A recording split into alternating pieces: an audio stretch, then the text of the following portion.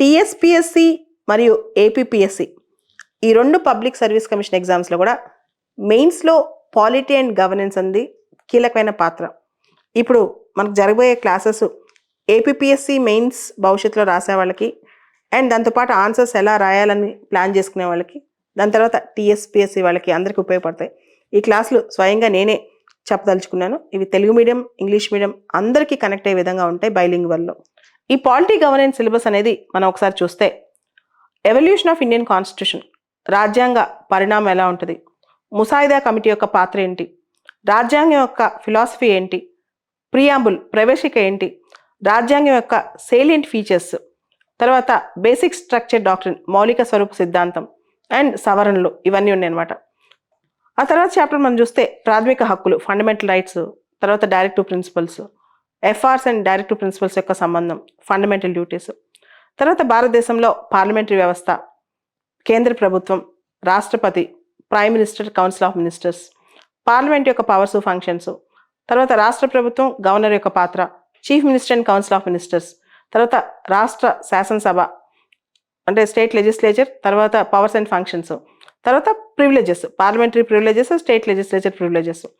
ఆ తర్వాత చాప్టర్లో జ్యుడిషియల్ సిస్టమ్, న్యాయ వ్యవస్థ, సుప్రీంకోర్టు, హైకోర్ట్స్ ఎలా పనిచేస్తాయి, సబార్డినేట్ జ్యుడిషియల్ ఎలా పనిచేస్తాయి, న్యాయ సమీక్ష అంటే జ్యుడిషియల్ రివ్యూ, జ్యుడిషియల్ యాక్టివిజం, న్యాయ వ్యవస్థ యొక్క క్రియాశీలత, న్యాయ వ్యవస్థ యొక్క స్వతంత్రత, independence of judiciary and judicial accountability అంటే న్యాయ వ్యవస్థ యొక్క జవాబుదారీతనం ఇవన్నీ.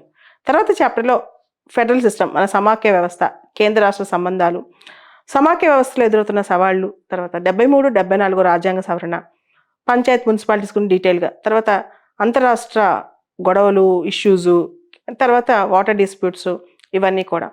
సో ఇవన్నీ కాన్స్టిట్యూషన్ ఆఫ్ ఇండియా కిందకి వస్తాయి. ఇదంతా మన సిలబస్లో ఉంది.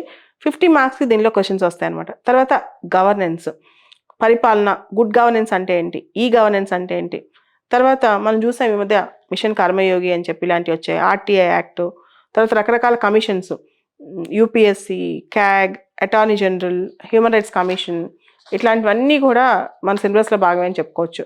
తర్వాత రాష్ట్ర స్థాయిలో పరిపాలన ఏ విధంగా ఉంటుంది, డిస్ట్రిక్ట్ లెవెల్ సెక్రటేరియట్స్ ఏంటి, డైరెక్టరేట్స్ ఏంటి, డిస్ట్రిక్ట్ అడ్మినిస్ట్రేషన్ ఎలా ఉంటుంది, స్టేట్ ఫినాన్స్ కమిషను, ఇవన్నీ కూడా సిలబస్లో ఉన్నాయి.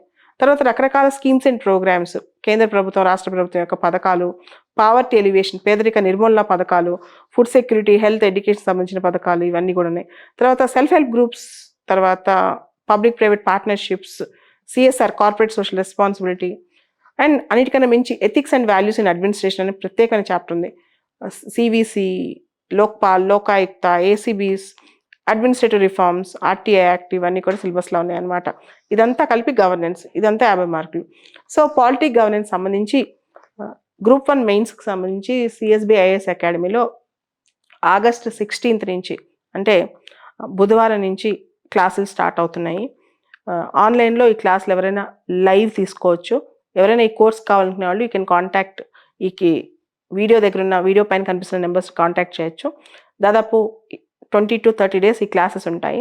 టైమింగ్స్ నేనే చెప్తాను కాబట్టి నాకు అనుకూలంగా ఒక్కొక్క రోజు క్లాస్ షెడ్యూల్స్, కొంత టైమింగ్స్ చిన్న చేంజెస్ ఉన్న ఆ video, recorded video, live video 2 మీకు వస్తాయి. So you can access these videos, you can contact the numbers.